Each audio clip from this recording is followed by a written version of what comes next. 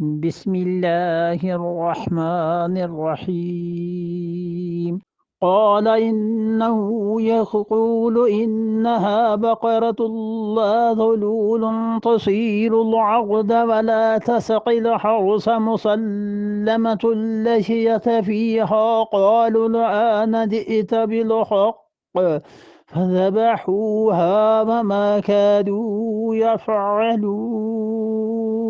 قال انہ یقول، حضرت موسیٰ علیہ الصلوۃ والسلام نے ارشاد فرمایا کہ حق تعالی شانہ فرماتے ہیں کہ انہا بقرۃ، یہ ایسی گائے ہو لا ذلول تثیر الارض، نہ ہی تو اس پہ جوا رکھا گیا ہو. جوا سمجھتے ہیں؟ ہل رکھتے ہیں نا جوتنے کے لیے، ہیں یہ حیدرآبادی ہے امریکی؟ اچھا، بہرحال تو کہا لا ذلول تصیر الارض، وہ نہ ہی تو زمین کو زراعت میں استعمال ہوتی ہو. اچھا، اس سے معلوم ہوتا ہے کہ اگر آپ اس کا ترجمہ گائے سے کر رہے ہیں تو اس زمانے میں گائے سے یہ کام دیا جاتا ہوگا، لیکن چونکہ بیل سے کام دیا جاتا ہے نا، ہمارے ہاں تو ہم تو گائے دیکھی نہیں کبھی اس کام کے لیے، عام طور پہ بیل سے ہی کام دیا جاتا ہے، اس لیے ان حضرات میں سے بعض نے ترجمہ بقرہ کا بیل سے کر دیا کہ وہ کہتے ہیں بقرہ جو ہے وہ بظاہر تو مؤنث ہے لفظ، لیکن اس میں جنس کے طور پہ استعمال ہوتا ہے کہ گائے بیل وغیرہ یہ جیسے ایسے اس میں جنس ہوتی ہے، اس اعتبار سے کہا تثیر الارض، وہ زمین وہ کیا کرتی ہو، زمین کو میں ہل نہ چلاتی ہو، ولا تسقی الحرث، اور نہ ہی وہ کیا کھیتی پانی کا کام کرتی ہو، نہ ہی اس کے ذریعے راہٹ چلتا ہو کہ فصلوں کو پانی پہنچے، اور نہ ہی وہ کھیتی باڑی کا کام کرتی ہو. یہ جو ولا میں دوسرا آ رہا ہے، عبارت تو یہ تھی کہ انہ یقول انہا بقرۃ لا ذلول تثیر الارض تسقی الحرث، کہ نہ وہ گائے ایسی ہو جو زمین میں زراعت کے کام کے لیے استعمال کی جاتی ہو، اور نہ ہی وہ پانی کا کام کرتی ہو. یہ جو ولا دوسرا آ رہا ہے نا، واو کے بعد لاد جو دوسرا آ رہا ہے، مفسرین کہتے ہیں یہ پہلے حکم کی تائید کے لیے آ رہا ہے، اس کی نفی کے لیے آ رہا ہے. اصل میں تو پہلے ایک مرتبہ نفی ہو گئی تو دونوں چیزوں کی نفی، زراعت کی بھی پانی کی بھی، دونوں ایک ہی کے تحت آ جاتی ہیں، اسی کے انڈر، لیکن دوبارہ لا رہے ہیں اس کی تاکید کے لیے. مسلمتن، اور انہوں نے کہا وہ ایک جیسی ہو، لا شیۃ فیہا، اور اس میں کوئی بھی داغ نہ ہو، سر سے پاؤں تک ایک ہی رنگ ہو. ڈھونڈو اب کوئی بھی پاؤں اس میں بالکل رنگ نہ ہو. پابندیاں یہ بھی آگے سے درخواستیں دے رہے ہیں، ادھر سے بھی پابندیاں لگ رہی ہیں. قالوا الآن، بولے اور کہنے لگے ہاں اب، جئتا آپ آئے ہیں بالحق، سچائی کے ساتھ. اب ذرا اطمینان ہوا، اب وضاحت ہوئی کہ اب آپ نے بالکل صحیح بات کی ہے. فذبحوها، اللہ نے فرمایا انہوں نے ذبح کر دیا اس گائے کو. وما کادوا، اور وہ نہیں تھے یفعلون، اس کو کرنے والے پھر بھی نہیں تھے.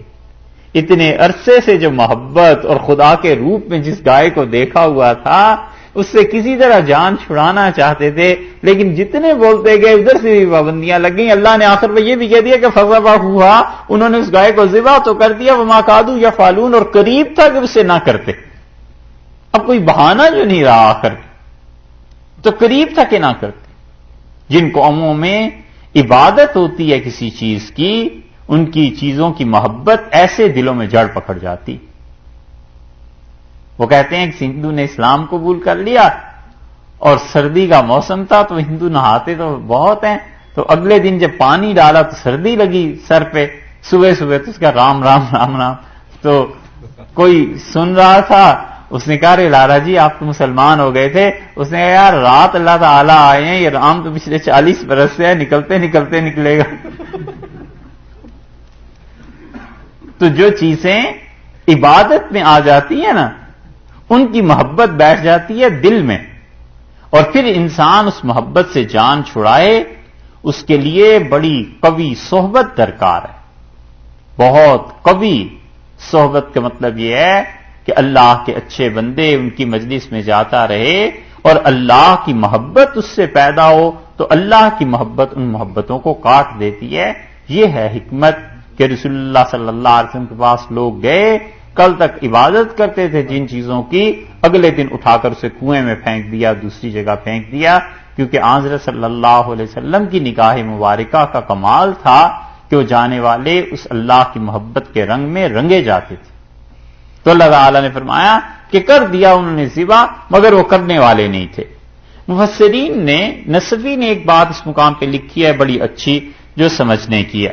نصفی کہتے ہیں، جملہ چھوٹا سا انہوں نے لکھا ہے، انہوں نے لکھا ہے استقفاء شؤوم، احاطہ کرنا، گھیر لینا کسی کام کا، اس سے نحوست ہوتی ہے۔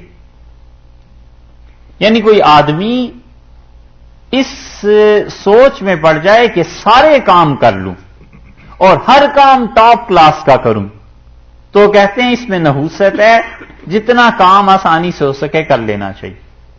مثلاً ایک آدمی یہ کہے کہ کمپیوٹر اس کی بھی ساری فیلڈز میرے لیے کھل جائیں، وہ بھی سب کچھ میں جانتا ہوں، دوسری طرف سٹاک ایکسچینج ہے، اس میں بھی میں ٹاپ پہ ہوں، تیسری طرف مسجد میں جاؤں تو فتویٰ بھی میں ہی دیا کروں، اور جب گھر آؤں تو گھر آ کے بچوں کو پڑھاؤں بھی میں پورا، اور شاپنگ کے لیے جاؤں تو ایک ایک چیز اپنی مرضی سے خریدوں، حتیٰ کہ آلو پیاز بھی خریدنا ہے تو دیکھ بھال کے خریدوں، سارے جہان کے کام اپنے ذمے لے لیے۔ یہ ہے الاستقفاء شؤوم کہ نحوست پڑ جاتی ہے، اس طرح کام ہوتے نہیں، سارے کام ایک آدمی نہیں کر سکتا۔ یہ جو آل راؤنڈر کبھی ہوتے تھے یا کوئی ہوتا ہوگا، وہ اللہ کا کوئی خاص فضل ہے جس میں، وگرنہ انسان اتنے کاموں کو، اتنے دروازے اپنے لیے کھول لیتا ہے، ایک بھی کام ڈھنگ سے نہیں کر پاتا۔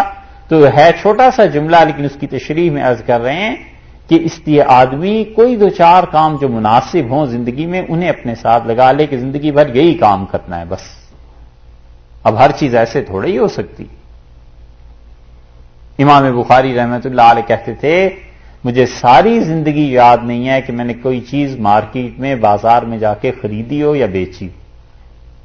تو ان کے شاگردوں نے پوچھا کہ پھر آپ کا گزارا کیسے ہوتا تھا؟ تو انہوں نے کہا، میرے جو دوست ہوتے تھے میں انہیں پیسے دے دیتا تھا اور کہتا تھا میرے لیے بھی خرید لانا، بازار جا رہے ہو تو بس۔ وہ کہتے ہیں میں نے کبھی اپنا وقت بازار میں ضائع نہیں کیا، کیونکہ مجھے حدیث سے ہی فرصت نہیں تھی۔ یہ جتنے لوگ ہیں نا بڑے جنہوں نے کام کیا ہے، ان کی زندگیوں میں یہ چیز نظر آئے گی کہ ایک کام شروع کر لیا بس اس کے بعد وہ کہیں نہیں گئے۔ یہ ہدایہ حنفی فقہ کی بڑی مشہور کتاب ہے، صاحب ہدایہ رحمۃ اللہ علیہ نے اس کتاب کو کوئی 10 سال میں لکھا ہے، اور 10 سال انہوں نے یہ اپنے دوستوں سے کہا، انہوں نے ایک کتاب لکھی تھی کوئی 100 سے زیادہ جلدوں میں، تو انہوں نے کہا لوگوں نے ان سے کہ حضرت یہ تو کوئی نہیں پڑھ سکتا، مصر میں کہتے ہیں ابھی بھی اس کا ایک نسخہ محفوظ ہے۔ تو انہوں نے کہا نہیں پڑھ سکتے، تو پھر انہوں نے کہا حضرت اس طرح کریں، اسے مختصر کریں۔ تو انہوں نے کہا مختصر کر دیتا ہوں تمہارے لیے، پھر میری کتاب کی لوگ شرح لکھا کریں گے، لیکن یہ اسی وقت ہو سکتی ہے جب تم لوگ یہ طے کر لو کہ مجھ سے کوئی ملے گا نہیں اور مجھ سے کوئی بات نہیں کرے گا۔ تو 10 سال انہوں نے اس حال میں گزارے کہ وہ اپنے گھر سے آتے تھے مسجد، اور کسی کو اجازت نہیں تھی کہ راستے میں سلام بھی کر سکے، اور کوئی ان سے ملتا نہیں تھا۔ وہ اپنے کمرے میں چلے جاتے تھے اور کتابیں دیکھتے رہتے تھے، لکھتے رہتے تھے۔ 10 سال میں جا کر کہیں یہ کتاب پوری ہوئی۔ معروف کرخی رحمۃ اللہ علیہ کا حال یہی تھا۔ کرخی حنفی فقیہ تھے اور وہ امام ابو یوسف رحمۃ اللہ علیہ کے درجے کے آدمی ہیں، کچھ چھوٹے سے آدمی نہیں۔ بس اتنا ہی ہے کہ ابو یوسف رحمۃ اللہ علیہ قاضی تھے، ان پہ قضا غالب آ گئی، اور کرخی رحمۃ اللہ علیہ جو تھے ان پہ زہد، تقوی، اللہ کے ساتھ تعلق غالب آ گیا۔ کرخی کام کرتے تھے، لکھتے تھے، پڑھتے تھے، خدا کی عبادت کرتے تھے، اور انہوں نے اپنی نوکرانی سے کہہ رکھا تھا کہ کھانا جو ہے وہ تم وقت پہ پکا کے میرے کمرے میں رکھ دیا کرو، اور بس برتن لینے نہ آیا کرو، وہ میں خود رکھ دیا کروں گا، کیونکہ کوئی آتا ہے تو کہتے تھے ذہنی توجہ بٹتی ہے اور کام نہیں ہو پاتا۔ یہ ہے استقفاء جو ہے نا، اس کی نحوست ہو جاتی ہے کہ آدمی کہے سارے ہی کام کر لوں، نہیں ہو سکتے۔ آدمی چند ایک کام کر سکتا ہے، اس لیے زندگی میں ترجیحاً مرتب کرنے چاہیے کہ مجھے کیا کیا کام کرنا ہے، بس وہ کام کرے، باقی کاموں کو لوگوں کے لیے چھوڑ دے۔ تو انہوں نے کہا، اللہ تعالیٰ نے فرمایا کہ انہوں نے ذبح کر لیا اور وہ اسے ذبح کرنے والے تھے نہیں. اس قصے کا ایک حصہ تو ہو گیا پورا. اب دوسری بات آگے کو